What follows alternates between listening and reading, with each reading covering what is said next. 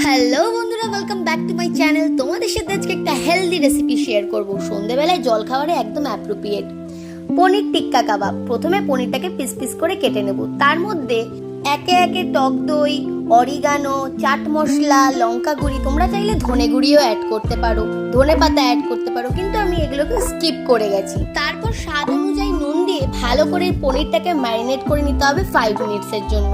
তারপর একটা স্টিকের মধ্যে পেঁয়াজ কুচি, ক্যাপসিকাম কুচি দিয়ে ভালো করে পরপর সাজিয়ে নিতে হবে। একটা স্টিকে 4টে করে দিতে পারো, আমি এখানে 2টো করে দিয়েছি।